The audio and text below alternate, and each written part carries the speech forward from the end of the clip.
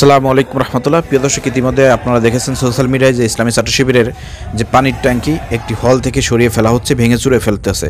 তো সেই ক্ষেত্রে ইসলামী ছাত্র শিবিরের ঢাকা বিশ্ববিদ্যালয়ের একজন নেতা তিনি বলেছেন, যদি আপনাদের এই পানির ট্যাঙ্কিগুলো পছন্দ না হয়, এখান থেকে যদি পানি খেতে না চান, তাহলে এটা আমরা সরিয়ে নেব। আপনারা আমাদেরকে ফোন দেন, অথবা আপনারা এটা থেকে পানি পান করেন না, তাই বলে আপনারা এটাকে ভেঙে চুরে ফেলবেন, এটা কিন্তু মেনে নিয়ে যায় না। প্রিয় দর্শক, ঢাকা বিশ্ববিদ্যালয়ের ছাত্র শিবির নেতা মেফতাহুল মারুফ ভাই তিনি লিখেছেন, আপনারা ছাত্র শিবির ঢাকা বিশ্ববিদ্যালয়ের এর দেয়া ফিল্টারের পানি পান করবেন না, এটি আপনার ব্যক্তিগত পছন্দ এবং সিদ্ধান্ত, তাতে আপত্তির কিছু নেই। তবে দয়া করে এই সরঞ্জামগুলো নষ্ট করেন না।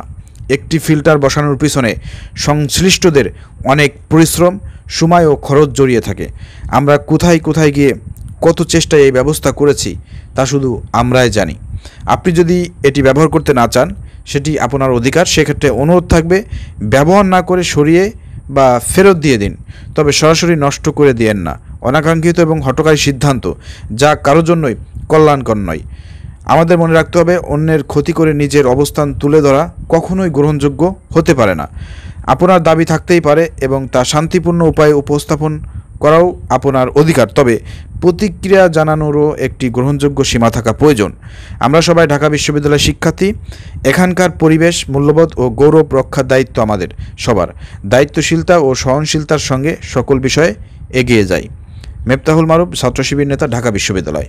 আশা করি ছাত্রছাত্রী যারা আছেন আপনারা বুঝতে পেরেছেন। আমি বিশ্বাস করি যারা এই পানির ট্যাঙ্কিটি এখান থেকে সরিয়েছে অতি উৎসাহিতভাবে তারা ছাত্রলীগে পোলাবেন। ইতিমধ্যে তাদের ভিডিও ভাইরাল হয়েছে, ছাত্রলীগের সাদ্দামের সাথে হ্যান্ডশেক করতেছে, ছাত্রলীগের বিভিন্ন প্রোগ্রামে তাদেরকে দেখা গিয়েছে।